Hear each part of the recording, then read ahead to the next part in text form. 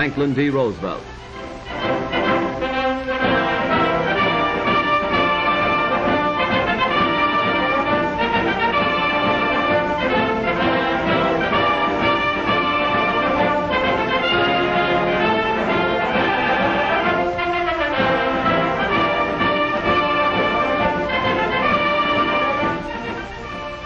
Every worker in the country, farmers, bank presidents, streetcar conductors, dentists, teachers, clerks, mechanics, even unskilled laborers, work 3 months of every year to pay for what government spends.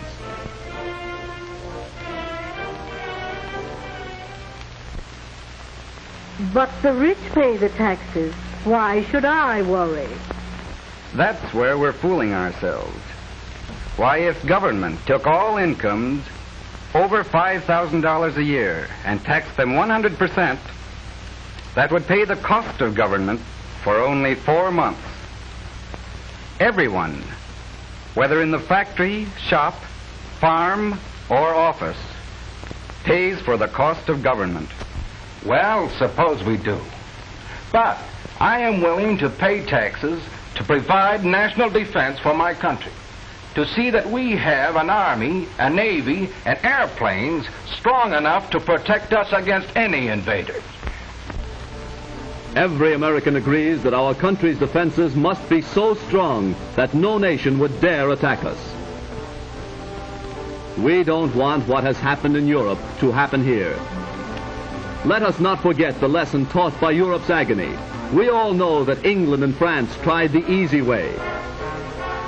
That France under Premier Léon Blum had a New Deal similar to our New Deal, and that today the French people have paid in blood and sorrow the price for that fatal experiment. Every thinking, patriotic American favors this country building up its national defenses at once. That job has been delayed far too long by the experimenters in Washington. No one today disputes the need for a powerful Army, Navy, and Air Force for our national defense, for these taxes are willingly paid. But our money has not been spent during the last 7 years for national defense. In the last 7 years, the New Deal has spent the breathtaking sum of $58 billion. Of this total, only $6 billion and $900 million was spent on national defense. So-called defense taxes now being imposed are not sufficient to meet the ordinary deficit, much less defray the cost of past, present, or future defense. What did we get for the money spent by the New Deal for defense?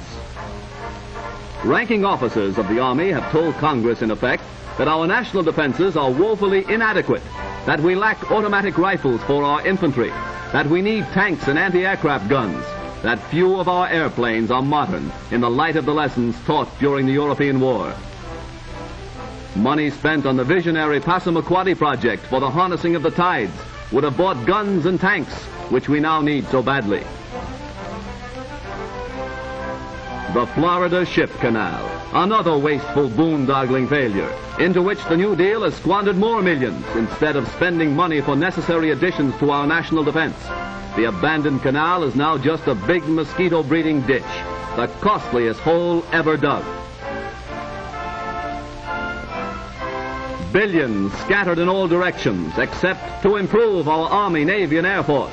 New agencies, new departments, new bureaus, more and more job holders to run these agents. In the last 7 years, the number of civil employees of the federal government has increased by almost 400,000 and increased double the size of our regular Army, and many of them receiving salaries far above that paid to the average man and woman in this country.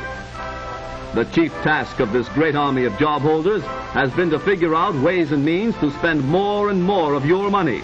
Greater spending, greater debts, increasing taxes. Already the national debt is at record high. In 1917, our debt was not much more than the amount we now pay in annual interest. In the wake of the World War, the national debt rose to $26 billion. Then the enormous total is reduced. Slowly it moves downward and prosperity blankets the nation. Machinery whirls, railroads rush carload after carload from producer to consumer. Despite honest efforts for recovery, depression increases the national debt. The national debt rises. 1933, $22 billion, and up it goes. Down go employment and earnings. 1937. The mounting debt has its impact on our struggle to recover from the Depression. Factories close, unemployment, unrest. But the debt continues soaring, up to $40 billion, to $45, and now on its way to $49 billion.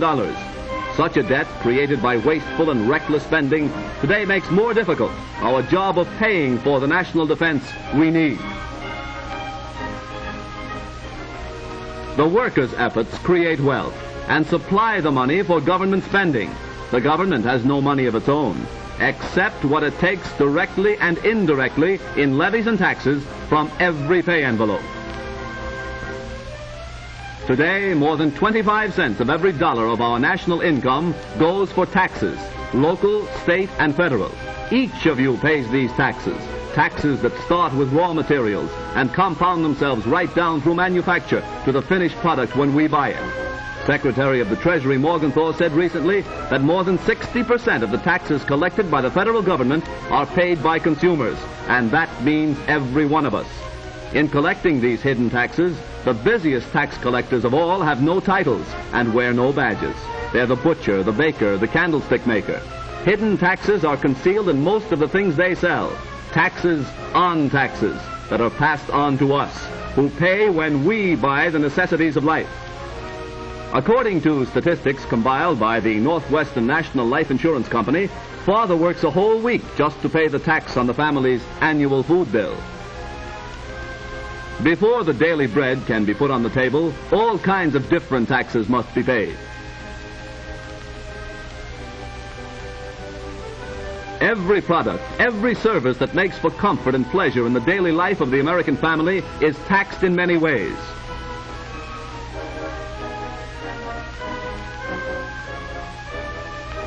Families with a monthly income of $200 pay $26.12 a month in indirect taxes. Families with monthly incomes of $150 pay $20.16 a month.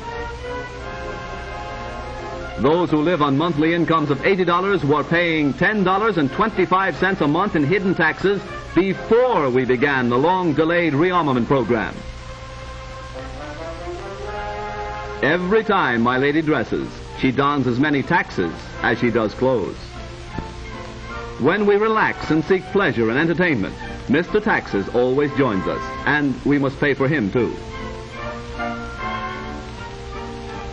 Because of the taxes fastened on the cost of building, the normal cost of this house will buy only this modest home.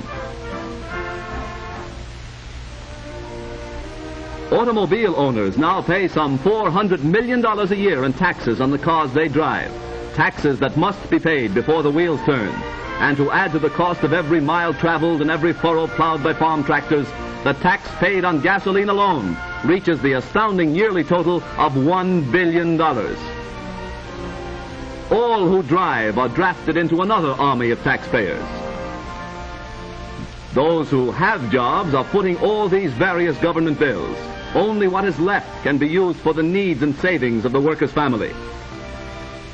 You are taxed to pay the salaries of men like this bureaucrat, symbolic of the mailed fist of centralized bureaucracy that knocks at democracy's door demanding a third term here, rampant in the totalitarian nations of the old world, plunging Europe into war, subjugation of the courts, purges of independent legislators, perpetuation of the executive in office, regimentation,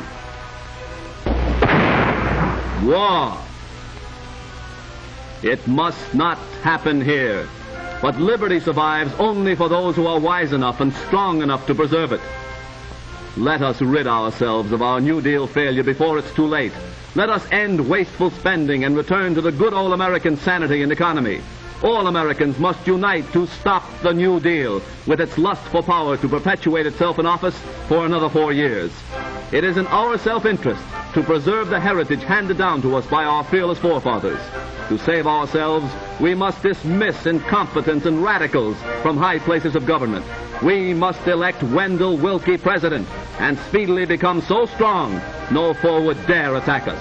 To that end, let us now dedicate ourselves in a holy crusade that government of the people, by the people, for the people, perish from the earth.